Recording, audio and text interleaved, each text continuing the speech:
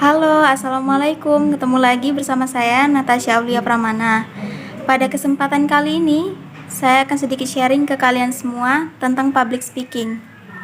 Ketika kita diminta untuk menjadi pembicara di depan umum, ada banyak sekali hal yang harus kita persiapkan.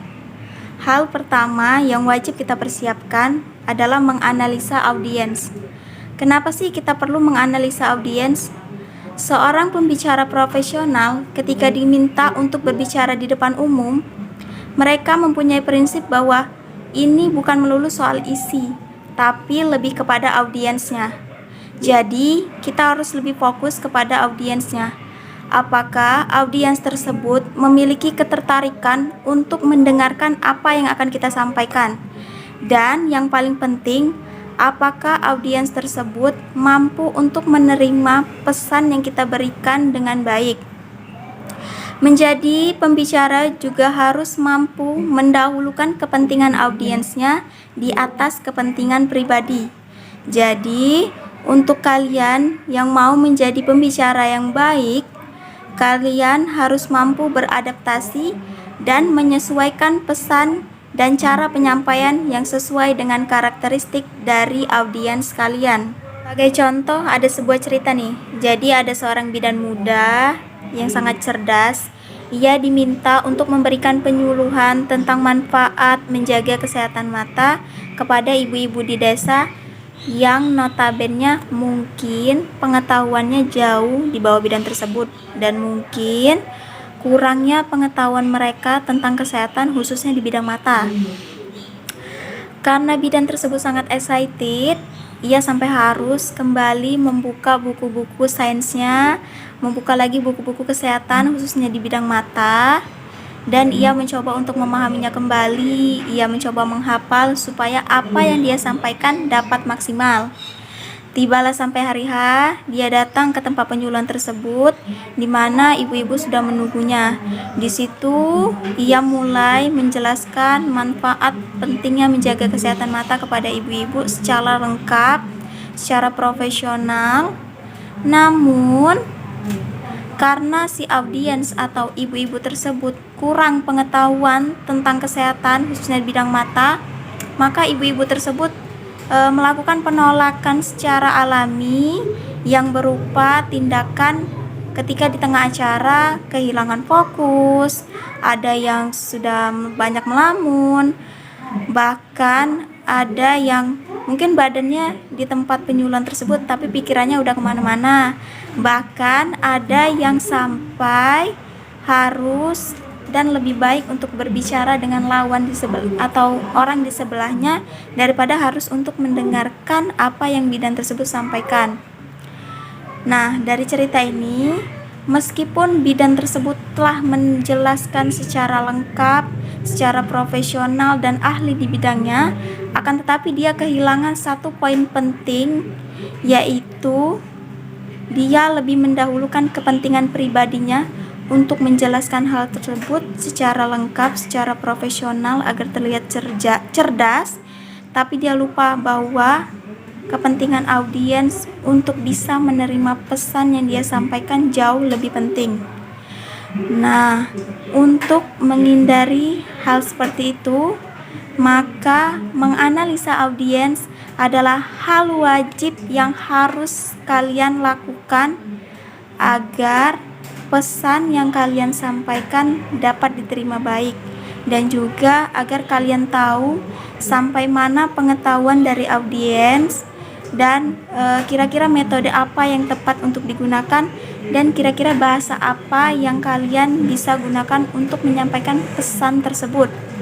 Satu hal yang perlu kalian ketahui bahwa manusia adalah makhluk sosial yang akan mendengarkan sesuatu hal walaupun itu sedikit yang berhubungan dengan nilai, ketertarikan, dan sesuatu hal yang dinilainya dapat bermanfaat untuk kehidupannya sehari-hari. Ada dua hal yang bisa kalian lakukan untuk bisa menganalisis audiens.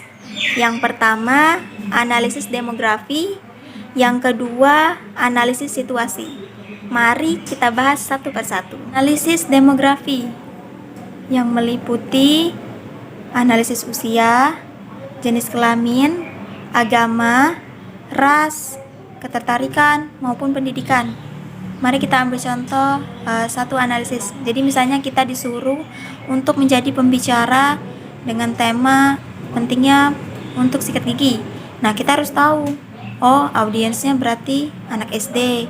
Kisaran umurnya mungkin sekitar umur 7 tahun sampai 11 atau 12 tahun.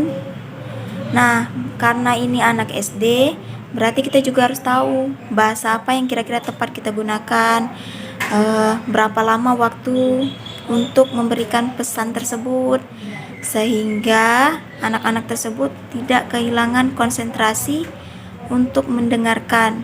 Karena perlu kita ketahui bahwa anak SD itu tidak bisa terlalu lama untuk diberikan penyuluhan, dan juga tidak bisa untuk terlalu serius dalam penyampaian materi.